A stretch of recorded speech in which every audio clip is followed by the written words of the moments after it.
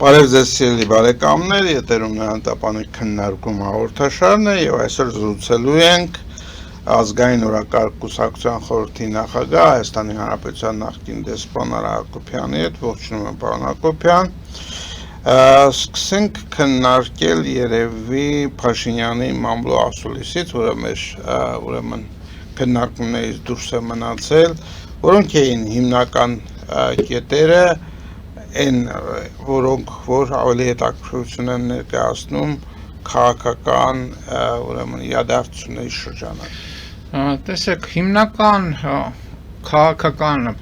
բովանդակություն ունեցող հարցերից մեկը դա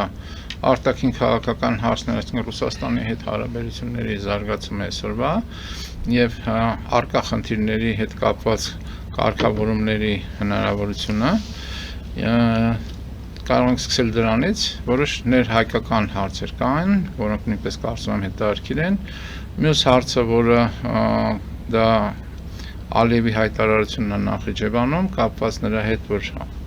ադրբեջանցիները եկել են եւ այստեղ դիտարկել են տարբերակ թե էներգետիկ էլեկտրական ուղիները ինչպես հարմար կլինի տեղակայել եւ անցկացնել, եւ դա բավականաչափ մեծ աղմուկ բարձրացրեց հայ հանրության մոտ, այսինքն հարցեր կան, որոնք քննարկենք, ես կուզում եմ սկսել հենց Ռուսաստանից, որովհետև Ռուսաստանը շարունակում է ճնշում գործադրել Հայաստանի վրա եւ բարձրաստիճան պաշտոնյաներ արտահայտում են Ռուսաստանի կեցվածքը եւ այդ կեցվածքը անթակույց է եւ այդ կեցվածքը գալիս է բնականաբար Պուտինի եւ Պուտինի անմիջական շրջապատի դիրքորոշումներից եւ որոնք են այն հիմնական կետերը, որով Ռուսաստանը փորձում է ճնշել հայկական կողմին։ Վերջերս նորից հայտարարություններ արեց արտաքին գործերի նախարարի տեղակալ Գալուզինը, որը ասաց հետեւյալը. առաջինը նա անդրադարձավ ՀԱՊԿ-ին, ասել է, որ Հայաստանը քանի որ վճարումներ չի անում եւ այլն չի մասնակցում աշխատանքներին, ապա Հայաստանին կարող է որոշակի կարգավիճակային բանի մեջ դնել, ճնշման տակ դնել, այսինքն նա ձայնի իրավունքից զրկվի թե ինչ, այսինքն ՀԱՊԿ-ի հետ կապված Հայաստանը չդառնա այլևս ակտիվ անդամ, որը ես կարծում եմ ինչքան սպառնալիք է իրանց կողմից, իրանց ձևակերպումով, իմ կարծիքով դա սպառնալիք չի ընդհանրապես, այլ ցանկալի կլինի, որ վերջապես Հայաստանը ոչ միայն ձայնի իրավունքից զրկվի ՀԱՊԿ-ից, այլ դուրս գա ՀԱՊԿ-ից, եւ դա իհարկե Նիկոլ Փաշինյանը չի, որ անել է, որտեղ Նիկոլ Փաշինյանը շարունակում է փորձել իր ֆլուգերային քաղաքականությունը մի քանի հատորի վրա միաժամանակ նստել եւ կանադառնալ ներքաղաքական հարցերին, ես դրան կանադառնամ։ Մյուս հարցը, որ բարձրացրեց Գալուզինը, դա ԵԱՏՄ-ի հետ կապված հարցն է, այսինքն այն սանկցիաները, որ Հայաստանի հետ կապված ռուսները կիրառում են, մեր արտահանումը փաստորեն զրկել են ռուսական շուկայից, դե արտահանումը գիտենք հիմնականում դա գյուղատնտեսական մթերքն, գյուղատնտեսական ապրանքներն են եւ սննդի արդյունաբերության ապրանքներն են եւ Գալուզինը ասաց ավելին, որ այն ինչ որ պահանջ որպես դրել են ԵԱՏՄ անդամ պետությունների առաջի դեմքերը հայտնի հայտարարությամբ, որ Հայաստանին հորդորում են, պահանջում են, որպեսզի Հայաստանը հանրակրվի անի կապված ԵՄ թե ԵԱՏՄ, այդ տեսակետից Գալուզին ասաց, եթե մինչև տարվա վերջ հստակեցում չլինի դրանում, ապա լինելու է հերթական գագաթաժողով այս տարվա դեկտեմբերի ամսին, թե երբ տարվա վերջին ամեն դեպքում, որտեղ կարող է որոշում ընդունվի Հայաստանի հետ կապված, թե այդ որոշումը ինչ որոշում պետք է լինի, չգիտեմ, բայց ամենայն դեպս էլի Հայաստանի ներկայության եւ իրավունքների ընդհանրաբար կրճատում կլինի ԵԱՏՄ-ում։ Եվ երրորդ հարցը, որին Գալուզինը անդրադարձավ եւ ընդհանրապես դա ռուսական բանում վերնախավում քննարկող կարևորագույն քննարկող հարցերից մեկն է, դա կոնցեսիոն պայմանագիրն է բանի հետ, ռուսական երկաթուղու հետ եւ ռուսական երկաթուղու վերահսկողությունն ու կառավարումն է հայկական երկաթուղու եւ ռուսական կողմը պնդում է շարունակում է պնդել, որ ռուսները պետք է ոչինչ այդ տեսակետից չզիջեն եւ շարունակեն այդ իրենց վերահսկումը հայկական երկաթուղու։ Դրան եթե գումարենք նաեւ հայտարարությունը, որ արել է Լատվիենկոն հայտարարություններ արել բանի հետ Ռուբեն Ռուբինյանի հետ հեռախոսային զրույցի ժամանակ, ես չգիտեմ, ենթադրաբար նա որ տենց բան է ասում Մատվիենկոն, կարող է տենց դեպքեր եղել են, համենայն դեպս հղում անելով նրա վրա, որ Հայաստանից արտահանձնում կա ռուսական քաղաքացիություն ունեցող մարդկանց երրորդ երկրներին, ես չգիտեմ այդ դեպքերը, որտեղ առանձնապես ոնց որ չեն շրջանառվել կամ հատուկ տեղեկություն չի եղել կամ եղել է մեր կողքով անցել, ասել է, որ մենք այդ դեպքում, եթե դա շարունակվի, մենք կարող ենք կասեցնել ռուսական տուրիստների այցելությունը Հայաստան։ Դե ռուսական տուրիստները, որոնք տուրիստ են կոչվում, դա հիմնականում ռելոկանտներն են, որոնք փախնում են Ռուսաստանից, այսօր մեծ հոսք կա նաև Ռուսաստանի քաղաքացիություն ունեցող հայերի Հայաստան, որոնք նույնպես այդ նույն ճնշումների կամ խստացման ամենայն դեպս ռազմական հավաքագրման հետ կապված խնդիրներ կարող է լինի, մոբիլիզացիոն եւ նրանք էլ են կնեն դրա տակ, այսինքն տենց հոսք կա, հիմա Մատվիենկոն եւ դա տուրիստական հոսք է որպես դիտարկում, դա բնականաբար տուրիստներ էլ կլինեն։ Մատվիենկոն ասում է, որ մենք կասեցնենք դա, այսինքն թույլ չենք տա, որ Ռուսաստանի քաղաքացիները անկախ իրենց ազգությունից գան Հայաստան։ Այսինքն դա նույնպես ճնշման գործիքներից մեկն է։ Եվ ընդհանուր առմամբ մի անգամ չի որ ասում եմ, Ռուսաստանը չի համակերպվում որևէ կերպ եւ չի հաշտվում եւ չի հաշտվելու այն իրողության հետ, որ ինքը սկսել է կորցնել եւ շարունակում է կորցնել իր ազդեցության չափը Հայաստանում։ Վերջի արարը, որ եղավ այդ համատեքստում դա ազգային ժողովի ընտրություններ կոչված միջոցառումներ, որտեղ նույնպես ուղիղ ռուսական թևը ներկայացնող ուժերը, չնայած Փաշինյանը ինքը նույնպես ռուսական թևի ներկայացուցիչներից է, բայց ուղիղ անմիջական ռուսական թևը ներկայացնող ուժերը, 3 հիմնական մեծ ուժերը չկարողացան բավարար քվե հավաքել, որպեսզի իշխանական համակարգի ներսում իշխանական լծակների փոփոխություն իրականացնել։ Ռուսաստանը շարունակելու է պայքարել դրա համար եւ այստեղ հետաքրքիր նաեւ որոշակիորեն թե ինչպես այդ ամենին արձագանքում հայկական վարչակարգը, Հայաստանում իշխող վարչակարգը, մասնավորապես Փաշինյանը։ Տեսեք, սկսենք իշխանության մեջ նոր վարչակարգի ձևավորման մեջ եղած փոփոխություններից։ Մի փոփոխությանը մենք արդեն անդրադարձել ենք, դա Արայք Հարությունյանի փոփոխությունն էր, որը աշխատակազմի ղեկավար էր եւ բավականաչափ լուրջ ազդեցություն ուներ մակունցով, բայց մյուս փոփոխությունը, որ եղավ, այսինքն դրա մասին խոսում էին եւ դա ինչ որ իմաստով պատճառները տարբեր, բայց ինչ որ իմաստով կանխատեսել էր։ Այս մյուս փոփոխությունը որոշակիորեն իր մեջ անսպասելիություն ուներ, դա Արմեն Գրիգորյանի փոփոխությունն է, որպես Անվտանգության խորհրդի քարտուղար եւ Արմեն Գրիգորյանը բավականաչափ այնց ամենասկզբից նիկոլական վարչակարգը եկավ իշխանության Նիկոլ Փաշինյանական 18 թվականից սկսած նա վարել է այդ պաշտոնը, ունեցել է այդ պաշտոնը եւ կարեւորագույն կարծում եմ դերակատարումներից մեկն է ունեցել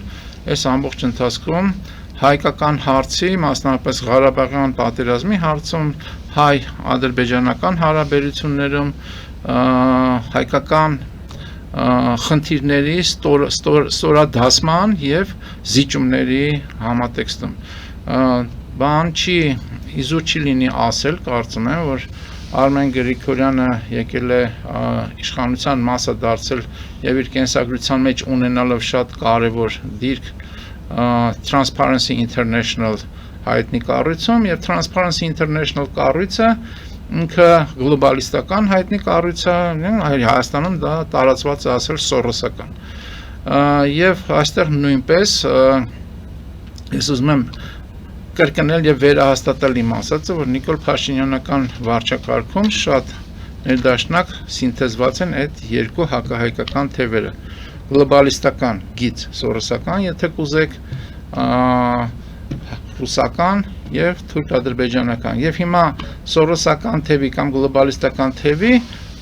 թուլացում է գնում ի օգուտ մյուս երկու թևերի եւ դա կարծում եմ նաեւ որոշակի կարող է բան լինի, քայլ լինի դեպի Ռուսաստանի դիրքերը, Ռուսաստանի դժգոհությունը նվազեցնելու, որտեղ Ռուսաստանում այս սորոսական կամ գլոբալիստական թևի նկատմամբ, թևի ներկայացների նկատմամբ կա խորը անվստահություն։ Հիմա սա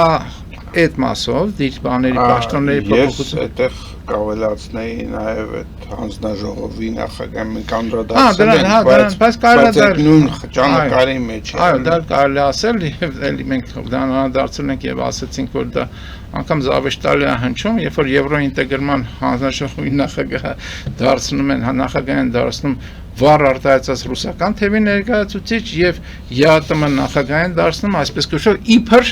արևմտապետ իբր հակառուս ճակերտներում այդ երկուսը Նիկոլ Փաշինյանական թևի ներկայացուցիչ դա բաների մասով փոփոխությունների մասով իսկ ինչ վերաբերում է բանին երկաթու ենթակառուցվածքային խնդիրներին այսպես ասենք ապա Նիկոլ Փաշինյանի պատասխանը ինքը հատկանշական էր մասնապես երկաթուղու հետ կապված Ինչա ասում հերթական անգամ Նիկոլ Փաշինյանը։ Նիկոլ Փաշինյանը ասում է հետևյալը, որ մենք ունենք գործընկերներ, որոնք դեմ են ներդրումներ անել Հայաստանում, քանի դեռ հայկական երկաթուղին վերահսկվում է ռուսական երկաթուղու կողմից։ Նրանք դեմ են, դեպ այդ ներդրումներ անողները ասում են Նիկոլ Փաշինյանը դա հիմնական սպառողներն են լինելու նաև այդ լոգիստիկ հնարավորությունների։ Այսինքն, եթե մենք հիմա իրավիճակը չփոխենք, այսինքն ռուսական կողմի հետ չգնանք համաձայնության, որ նրանք կամ հրաժարվեն այդ կոնցեսիոն համաձայնագրից վաճառելով դրա իրավունքը կամ փոքր փայաբաժին վերցնեն, մեծ փայաբաժինը տալով մի երրորդ կողմի, ապա մենք դուրս կմնանք այդ զարգացումներից հերթական անգամ իսկ դա չի բխում Հայաստանի շահից։ Եվ մենք փորձում ենք ռուսների հետ այդ հարցում պայմանավորվել։ Հիմա ստեղ երկու հարց։ Հարց առաջին։ Ռուսների հետ պայմանավորվածությունը այն ինչ որ ինչ այսօր է Նիկոլ Փաշինյանը առաջարկել, ռուսների հետ պայմանավորվածության համատեքստում ասվում է, որ պետք է երրորդ կողմը, եթե համաձայնվի ռուսները, լինի երկուսի համար բարեկամ երկիր։ Եվ ես դրան անդրադարձել եմ, ասելով, որ Նիկոլ Փաշինյանը անգամ երկրի անունն է տվել Ղազախստան։ Այսինքն, արդյոք դա չի նշանակում, որ ռուս-թուրքական այդ հաղորդակցող անոթների շրջանակում զորությունը մասնավորապես տվյալ դեպքում երկաթուղում Ռուսաստանից պետք է անցնի թուրքական կողմին եւ արդյոք դա չի նշանակում որ դեմ լինող կողմը հիմնական դա հենց թուրքական կողմն է ենթադրում նաեւ արևմտյան կողմը այսինքն ամերիկյան եւ եվրոպական այսինքն այստեղ ռուսական կողմը կարծում եմ շանս չունի պետք է գնա պայմանավորվածություն է թե այդ պայմանավորվածությունների համար ինչ վարձահատուցում կստանա Ռուսաստանը եւ ինչ փայաբաժին դա հետագայի հարցն է բայց այստեղ երկրորդ հարցն է իմ մոտ առաջանում իսկ ինչի է անպայման որ ինչի է Նիկոլ Փաշինյանը անդադ ասում որ այդ կոնցեսիոն պայմանագիրը Ռուսաստանից պետք է փոխանցվի երրորդ կողմի ինչի՞ չի քննարկվում տարբերակ որ այդ կոնցեսիոն պայմանագիրը Ռուսաստանին համապատասխանատար վարձահատույց լինելով հանդերձ անցնի Հայաստանին եւ կոնցեսիոն չլինի այլևս այլ Հայաստանը լինի հայկական երկաթուղու ուղիղ կառավարիչի ինչի այդ հարցը չի քննարկվում ես կարծում եմ որ դա նույնպես պայմաններից մեկն է դրված Նիկոլ Փաշինյանի առաջ որ դա պետք չլինի հայկական կառավարման ներքո այլ պետք է լինի երրորդ կողմ որը կարող լինի թուրքական կողմ այսինքն նորից մենք գալիս ենք նրան որ այդ բանի թրիպից սկսած մնացած այդ հնարավորությունները որը առաջանալու են լոգիստիկ տիրույթում դա պետք է չլինի անմիջական հայկական վերահսկողության տակ հայկական մասնակցությունը դրան կարող է լինել բայց նա չպետք է լինի գերակա եւ վերահսկող դուք ասացիք որ դա ըստ էության Թուրքիայի պահանջն է թուրքական կողմի ես ասացի բայց նաև այստեղ մյուս կոնտեքստում ստացվեց, որ գուցե Ամերիկայի Միացյալ Նահանգները շահագրգռված դրան։ Ես կարծում եմ, ես ասեցի նաև արևմուտքի, այսինքն երկուսն էլ ասեցի, որ իսկ ինչի թուրքականը տվյալ դեպքում առաջնահերթ կարելի է դիտարկել, որովհետև Նիկոլ Փաշինյանը Ղազախստանի անունն է տվել։ Եթե այդ դիտարկումը չլիներ Նիկոլ Փաշինյանի այդ տեղեկությունը չլիներ, կարելի էր մտածել, որ դա կարա լինի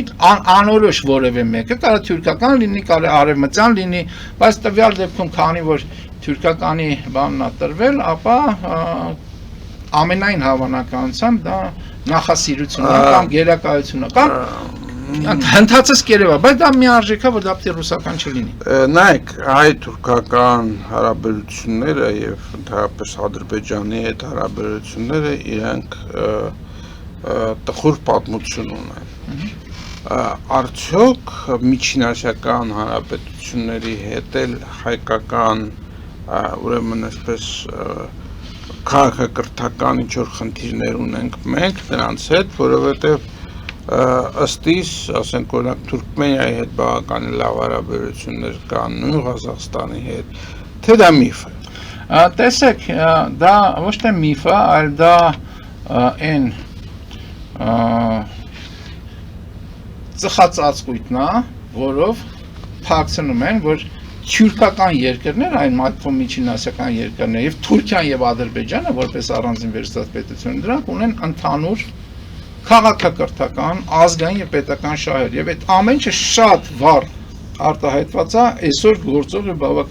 բավականաչափ ակտիվ, դինամիկ եւ եթե կուզեք ագրեսիվ գործող թուրքական պետությունների կազմակերպության շրջանակում։ Այսինքն հայ, այսպես կոչված սպառողի համար, հա, որ այդ տեղեկությունը պետքա մարսի, հա, Ղազախը ոնց որ թե այնքան էլ մեծ չի կոտորել կամ ձեր ասած թուրքմենը ոնց որ թե այնքան էլ մեր այդ խնդիր չունի, բայց բազմաթիվ են պատմականից կարակոյուններից սկսած մինչև Նազարբաևի հայտարարությունները եւ այլն հակահայկական, որ Ալիևը իրանց եղբայրն է, որ Հայաստանը պետքա զիջի, ժամանակին Սերժ Սարգսյանին ասած եւ այլն, այսինքն բազմաթիվ են այն բաները, ընդհանրությունները, որ կա այդ կազմակերպությունում եւ մի բանի լավ ավելացնեմ, այդ նույն համատեքստում միջինասիական պետությունները իրենք առանձին կազմակերպություն ունեն, թուրքական պետություններ, Տաջիկստանն էլ իհարկե իրանց հետ միասին, որի անդամը դարձել Ադրբեջանը, չլինելով միջինասիական պետություն, այսինքն ընդհանրացնելով, համադրելով իրենց ազգային եւ պետական շահերը։ Դա այդպես է, բայց հայ սպառողի մոտ, ինչպես եւ ասեցի, որ այդ ինֆորմացիան ծխածածկույթով տալիս են եւ ինքը չի ընդվզում, որտեվ թուրք-ադրբեջանցու վրա են կենտրոնացրել հայ սպառողի, հայ կոչվող ժողովրդի բանը ուշադրությունը նա վերջերս չէ եղավ, հենց վերջերս մի քանի օր առաջ Nvidia-ով, երբ որ Հայաստանում բարձվեց գործարանը Nvidia-ի աջակցությամբ եւ Nvidia-ի բաներով, տեխնոլոգիաներով Հայաստանում բացվեց գործարանը արհեստական բանականության AI-ի եւ այստեղ մասնակցություն ունի Ղազախստանը։ Չէ՞ որ ղազախական պատվիրակություններ եկել եւ մասնակցություն ունի Ղազախստանը։ Մյուս տեղը, որտեղ պետք է նմանատիպ գործարան բացվի, որտեղ կարող է մասնակցություն ունենալ Հայաստանը, չնայած վստահ չեմ, լինելու է Ղազախստանում։ Այսինքն արևմուտքի ղազախների հետ կապված, մասնավորապես ԱՄՆ-ի ղազախների հետ կապված այդ բանը գործակցությունը արտահայտվում է նաեւ այն տիրույթում, որը Հայաստանի, այսպես ասած, աշխարհագրական տարածքն է։ Հասկանալի է։ Լավ, եկեք հիմա դուրս գանք կարճատև գովազդային դադարի, որից հետո կանդրադառնանք Թրամփի եւ Իրանի հետ պատերազմին։ Գովազդը եթերում սիրելի բարեկամներ, մնացեք մեզ հետ։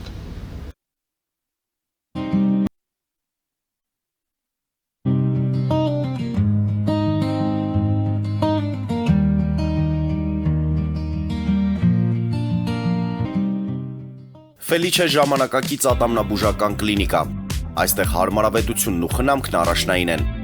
Այստեղ կիրառվում են ատամնաբուժական ամենաժամանակակից տեխնոլոգիաներ, ճշգրիտ ախտորոշում, արդյունավետ բուժում, նուրբ փորձառություն եւ անհատական մոտեցում։ Սկսած սովորական մանրուքներից մինչև առաջադեմ ընթացակարգեր, այստեղ դուք գտնվում եք բարձր որակավորում ունեցող եւ փորձառու ատամնաբուժական մասնագետների ձեռքերում։ Մեր բարեկամական եւ հյուրընկալ անձնակազմն այստեղ է յուրաքանչյուր այցը հաճելի դարձնելու համար։ Ֆելիչե, ձեր առողջ եւ ամենաերջանիկ շպիտը սկսվում է այստեղից։ Եկեք եւ բացահայտեք նորարարության, փորձագիտության եւ կարեկցանքի կատարյալ համադրությունը։ Երևան Փոստը Գրանադա Հյուզում տեղեկացնում է։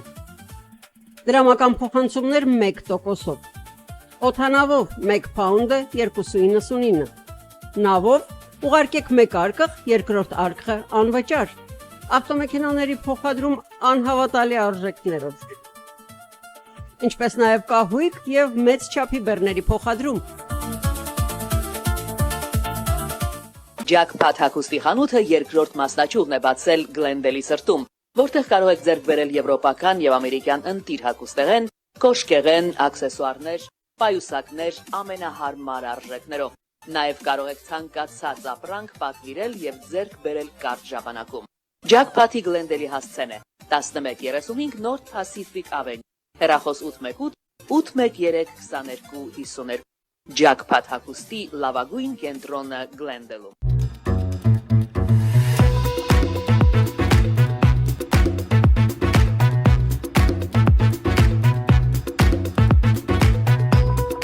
Արարատ ռեստորան, ընտանեկան եւ ընկերական ժամանցի լավագույն հասցե, սիրված արտիստներ, հյուրընկալ մթնոլորտ, հարուստ ճաշացան, անմահական խորտիկներ, Արարատ ռեստորան, հասցեն անփոփոխ, սիրով սպասում ենք ձեզ։ Լավագույն պաղպաղակ, բնական, համեղ եւ մատչելի գներով պաղպաղակը կարող եք ձեռք բերել բոլոր հայկական խանութներում։ Պահանջեք հայկական պաղպաղակ, Թամարա պաղպաղակ։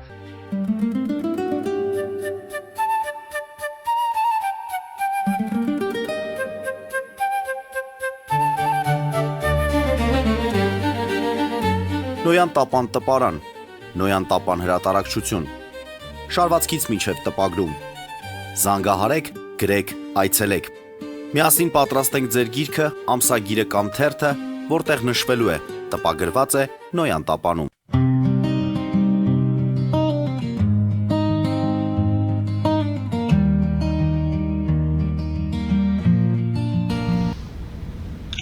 Սիրելի բարեկամներ, մենք շարունակում ենք մեր հաղորդումը, այս հատվածում մենք պետք է քննարկենք Իրանի հետ պատերազմը, որովհետև Թրամփը աշխարհացուն հայտարարություններ է արել, հերթական, մենք անցյալ անգամ երբ ձեր հետ խոսում էինք, ասում ենք, որ այսա վաղը մյուս օրը կարծես թե համաձայնագրի հասնում են, բայց ինչպես տեսնում ենք, դեռ այդ ճակատում որևէ բան չի փոխվել, ձեր դիտարկումները։ Տեսեք, ես անդրադառնամ նախորդ հարցին, որովհետև կարծում եմ մի երկու կարևոր բաներ կա, որի մասին պետք է խոսել, հետո անդրադառնանք իհարկե հետո սկսենք քննարկել Իրանի հետ կապված պատերազմը եւ տարածաշրջանում Մերձավոր եւ Միջին Արևելքում ընդհանուր իրականացող զարգացումները։ Ես ուզում եմ անդրադառնալ հետեւյալին, արհեստական բանականության այդ գործանի մասին խոսեցինք եւ այստեղ կարևոր է նաեւ եւ Ադրբեջանի հետ այդ բանը, երբ որ էլեկտրական գծերի Հայաստանով անցման տարանցիկ, այսպես կոչված ծրագիրը, որ ադրբեջանցի Ալիևը, որի մասին ասել է, ուզում են իրականացնել Ադրբեջանից դեպի Նախիջևան եւ այլ, այդտեղ Թուրքիա եւ այլ երկրներ, այստեղ այս արհեստական բանականության համատեքստում կարևոր է, որ ինքը այդ գործարանը մեծ էներգետիկ սպառում ունի։ Եվ եթե այդ գործարանը ինքը նորը պետքա կառուցի, որը ծրագրի մեջ է, հա, ամերիկյան եւ հայ-ամերիկյան, այսպես կոչենք, ծրագրի մասը եւ ավելի շատ ավելի մեծը պետքա կառուցվի, ապա Հայաստանի էներգետիկ պաշարները կարող է չբավականացնեն, առավել եւս որ նույն Փաշինյանը Ալիևի ասացին ի պատասխան ասեց, հա, մենք միջազգային անգամ պարտավորություն ունենք, որ ատոմականը պետք է ինչ-որ պահի փակենք։ Հիմա չասվեց, որ ատոմականը փակելով նոր ատոմականը պետք է բացվի, այդ թվում մոդուլային, այն ինչ-որ նույն ամերիկացիների հետ քննարկվում, այդ մասը չասվեց, տարօրինակ առնվազն հնչեց, որտեղ խոսվեց արևային էներգետիկայի, վերականգնվող էներգետիկայի մասին։ Հիմա հարցը հետևյալն է, որ Հայաստանը, եթե մենք ունենալու ենք տեխնոլոգիական նոր զարգացումներ, արհեստական բանականությամբ, նախատեսում է Փաշինյանը իշխող վարչակարգը, որ մենք կարող ենք էներգետիկ բաները վերցնել, էլեկտրականություն, ասենք ասենք, վերցնել այդ թվում բանից, Ադրբեջանից։ Եվ դա նշանակում է նորից, որ մի պետությունը, որտեղ Ալիևը, դա ուզում եմ հստակ ասեմ, Ալիևը իր այդ Նախիջևանում ելույթում մի քանի անգամ ասում են նրա մասին, անդրադառնում նա, որ Հայաստանը պատերազմի կապիտուլացվել է։ Այսօր, որ հայկական կողմը խոսում է խաղաղությունից, որ մենք պատերազմի փուլը անցանք, բան, Ալիևը նորից հիշեցնում է, իսկ դա իրականում այդպես է, որ այն պայմանագիրը նոյեմբերի 9-10-ի 2020-ի դա կապիտուլյացիոն պայմանագիր էր։ Եվ այդտեղ նաև հետարքի բան ասում, որտեղ իրանք առանց կրակոցի տարածքներ նաև հանձնեցին։ Դա կապիտուլյացիա է ասում։ Դա զինադադար չի, դա կապիտուլյացիա է։ Հիմա Ադրբեջանը շարունակում է Հայաստանին վերաբերվել որպես կապիտուլացված երկիր։ Ադրբեջանը չի թաքցնում իր հետագան նկարտումները, թյուրքական կողմը չեն թաքցնում նկարտումները հայկական այս տարածքի հետ կապված։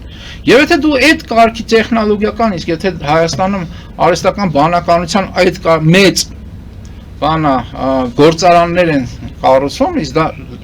այսօրվա առավելագույն առաջնային տեխնոլոգիաներն են, ապա դու պետք է չնայած Փաշինյանն ասում մենք պետք է գնանք էներգետիկ անկախության, բայց դու չպետք է անգամ մտածես նրա վերաբերյալ, որ այդ գործարանների աշխատանքը կախվածնի քո նկատմամբ թշնամաբար տրամադրված երկրից էներգետիկ ռեսուրսներ վերցնելուց։ Դու կարաս մատակարարես եւ դա քո ձեռքում գործիք կարա լինի, բայց հակառակը դու պետքա փորձես առնվազն խուսափել, եթե կտրականապես դեմ չլինես դրան։ Դա շատ կարեւոր է կարծում եմ եւ այս կրավորական կեցվածքը որ կա շարունակվում է հայկական կողմի, այդ թվում այս նոր զարգացումների համատեքստում։ Եվ այդ համատեքստում ես կարծում եմ, որ պետքա մենք կարողանանք նայել ճշմարտության աչքերին եւ հասկանալ, որ Հայաստանի Հանրապետությունը տվյալ դեպքում Հայաստանի Հանրապետություն կոչվող միավորը իր իշխանություններով հանդես շարունակում է հանդիսանալ օտարի կամքը, օտարի շահը, օտարի հրահանգները սպասարկող միավոր։ Հիմա անդրադառնանք բանին, իրանական պատերազմին։ Տեսեք, այդ պատերազմը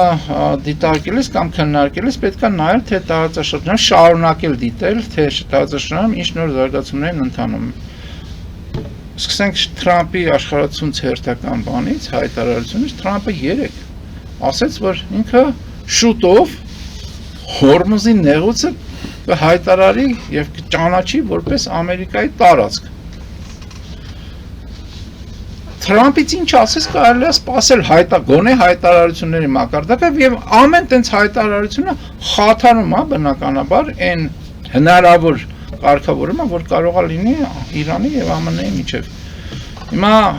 բանակցությունները ոնց որ թե ընթանում են, դեռևս համենայնդեպս ես դեռ չեմ լսել ԱՄՆ իրանցիների արձագանք էս Թրամփի հերթական էս հասկանալի լավ պոպուլիստական մաչո պոպուլիստական հայտարարությանը, բայց կարծում եմ դա հերթական դժվարություններն է ստեղծելու այդ հարցերի կարգավորման իմպերիում, որտեղ այո, մենք սպասում ենք եւ այտենց էլ մենք սպասում ենք, որտեղ այդպես էլ հայտարարում, որ շուտով ինչ-որ ընդհանրության կգան։ Բայց խնդիրը ոնց որ թե դեռևս քննարկվում է եւ Թրամփի հայտարարությունները ցույց է տալիս, որ քննարկումները երկար են լինելու։ Իրանական կողմը ես այնուամենայնիվ կարծում եմ փորձ է անում ձգձգել այնքան, մինչև Թրամփը իր լիազորությունների մի մասը կորցնի, որը կարող է լինել միջանկյալ ընտրությունների ժամանակ այս տարվա նոյեմբերին։ Եվ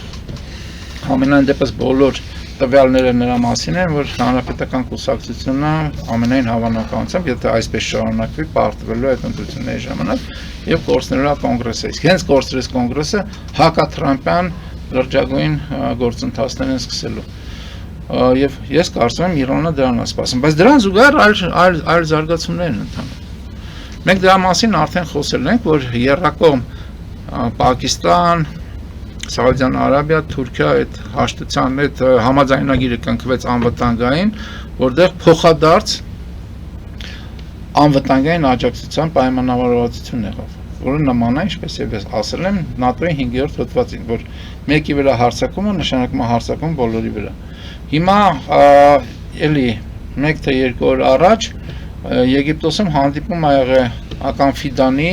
Թուրքիա արտաքին գործերի նախարարի, Եգիպտոսի արտաքին գործերի նախարարների միջև, որին մասնակցություն ա ունեցել նաև Սաուդյան Արաբիայի արտաքին գործերի նախարարը եւ քննարկվել է Եգիպտոսի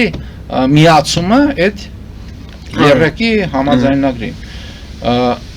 Իհարկե Եգիպտոսը անմիջական ուղիղ արձագանք չի տվել, ոչ հայ է ասել, ոչ չի է ասել, հա,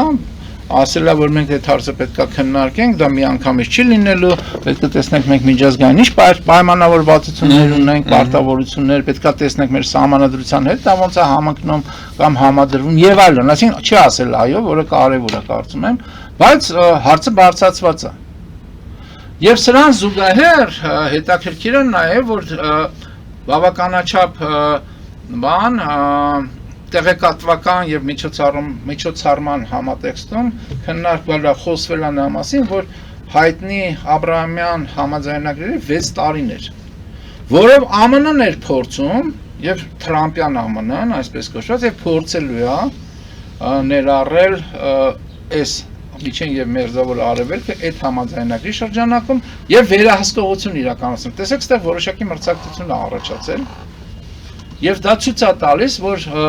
Իրանի պատերազմի արդյունքում Թրամփը, այսինքն իդեմս Թրամփի ԱՄՆ-ն այն նախնական բանը ազդեցությունը, որ ուներ, ենթենք մի տարի առաջ կամ կես տարի առաջ, սկսել է կորցնել մերձավոր արևելքում եւ մերձավոր արևելքում առանձին այսպեսի հաշտություններ կամ ինստիտուտներ են ձևավորվում, որոնք ուղիղ ԱՄՆ-ի ազդեցության տակ չեն։ Եվ եթե դրանց այնուամենայնիվ միանան եւս որոշ երկրներ, դա շատ ճարտարապետությունը փոխվի ամբողջությամբ։ Միջին մերձավոր եւ միջին արևելքի ճարտարապետությունը կարող է փոխվել։ Եվ սա այն զարգացումներն են, որը